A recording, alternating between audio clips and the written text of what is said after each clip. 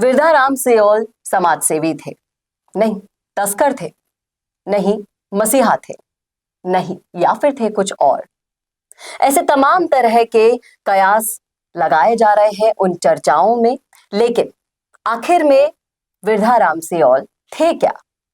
कैसे उन्होंने इतना ज्यादा कर्म कर लिया कि उनके अंतिम यात्रा में हजारों लोग उमड़ पड़े? छोटी मोटी शख्सियत तो नहीं थे शायद। उन्होंने जो काम किया था, उनकी जो सोच थी, क्या थी, उससे हम रूबरू कराने वाले हैं आपको इस वीडियो में, इसलिए जुड़े रहेगा आखिर तक हमारे साथ। नमस्कार, मैं हूं चेतना शर्मा। आप देखना शुरू कर चुके हैं संवाद भारत का, भारत के लिए। और इस मुद्दे पर बातचीत करने के लिए मेरे साथ मौजूद है हमारे editor in chief Varun Bhansali ji. तो वरुण सर, जिस तरीके से हाल ही में विरधाराम सियोल जी हमारे बीच नहीं रहे, कारण कोई भी रहा हो, लेकिन उन कारणों की तो चर्चा हो रही है। लेकिन एक चर्चा ये भी है कि अगर वो कोई ऐसा वैसा काम करते जो पुलिस आरोप लगा रही है उन पर, तस्करी का, अवैध कारोबार का, तो क्या उनके अंतिम यात्रा में ऐसी हजारों की भीड़ देखने को मिलती?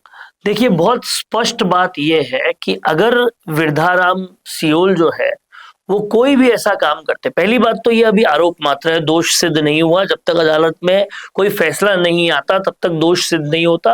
अदालत में फैसला आना दूर की बात है, अभी परिवार ने अपना जवाब भी नहीं दिया, जिसके लिए भी पूरा टाइम रहता है, वो भी नहीं हुआ। दूसरी बात ये भी है कि अगर उनकी इस सक्सेस, उनकी इस सफलता के पीछे तस्करी को अगर माना जा रहा है, तो ये भी पता होना चाहिए कि उनका अपना जो व्यापार है, जिसे गणेश ट्रेवल्स के नाम से कंपनी है, वो भी काफी बढ़िया कर रही है, और उसे भी देखना चाहिए। और साथ साथ उनका जो कंस्ट्रक्शन का काम है वो भी काफी बढ़िया कर रहा है। तो ऐसा नहीं है कि अच्छा व्यवसाय करके कोई पैसा नहीं कमा सकता। उनका एक बहुत बड़ा घर बना है, उस घर के बनते ही बहुत सारे लोगों की नजरों में वो आ गए, और इसलिए कहीं ना कहीं पुलिस उनके पीछे भी पड़ गई और उनकी संपत्तियों को भी कुर्क कर रही, जिससे वो परेशान भी चल रहे थे पिछले कुछ दिनों से।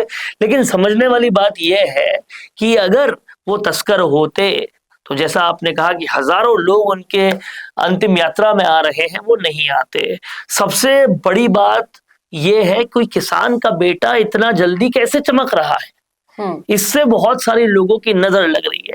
लेकिन इस सब के इतर मैं आपको ये भी बता दूं कि विरधाराम सियोल न सिर्फ अच्छे सामाजिक कार्यकर्ता थे, न सिर्फ जरूरतमंदों की मदद करते थे, न सिर्फ शिक्षा के क्षेत्र में बहुत सारा काम कर रहे थे, बहुत सारी दान दक्षिणा कर रहे थे, इंफ्रास्ट्रक्चर बना रहे थे, बल्कि वो चाहते थे कि बाड़मेर समेत पूरे राजस्थान की धरा पर जाट राजपूत साथ आए, जाट राजपूतों की एकता बने।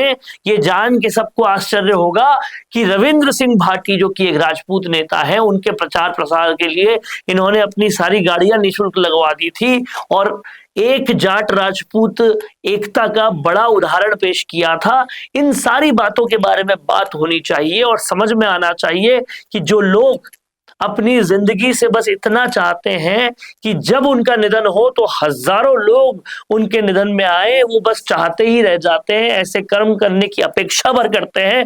लेकिन इतनी छोटी उम्र में वो काम विरधाराम सियोल ने कर दिया। पूरे गांव, आसपास के क्षेत्र, दूर दूर से लोग आए।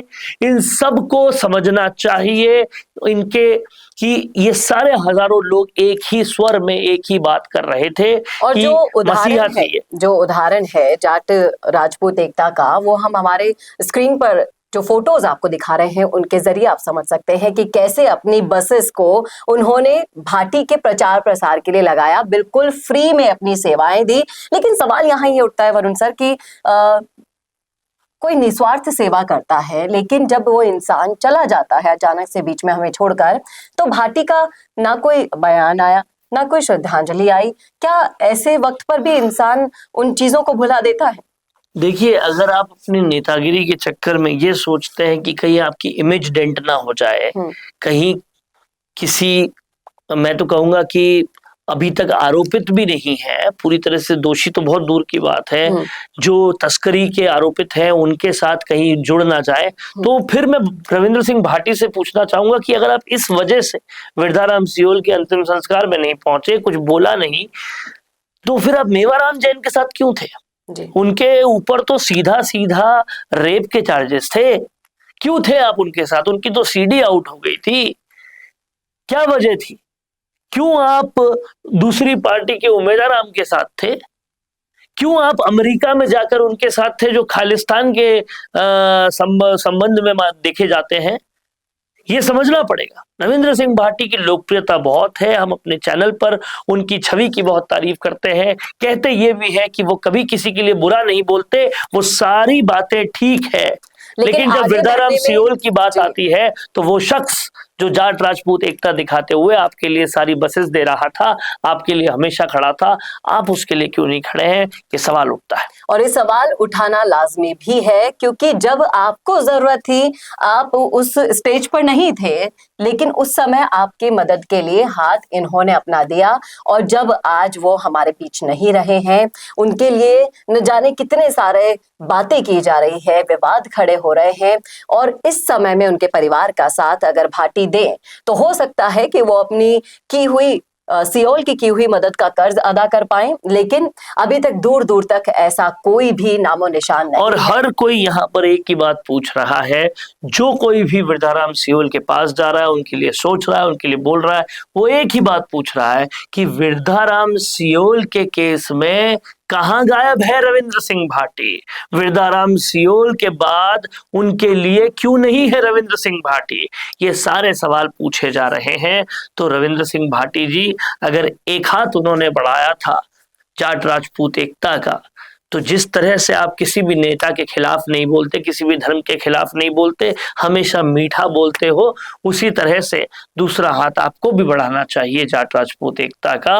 और कहीं ना कहीं न सिर्फ उनकी तस्वीर के आगे नमन करना चाहिए, बल्कि पुलिस समेत तमाम सारी अथॉरिटीज को भी ये कहना चाहिए कि जो दिवंगत हो चुका है उसके परिवार को यूं परेशान न किया जाए, और कहीं ना कहीं ये समझा जाए कि क्यों हजारों हजार लोग उनके लिए उनको जरूरतमंदों का मसीहा बताते हैं। और फिर जो है सोचा जाए, समझा जाए, और फिर इस तरह के स्टेप लिए जाए। इस वीडियो को ज्यादा से ज्यादा शेयर करना ना भूलेगा, ताकि जिस तरीके से सोशल मीडिया किंग माने जाते हैं भाटी, तो ये विचार भी उन तक पहुंच सके।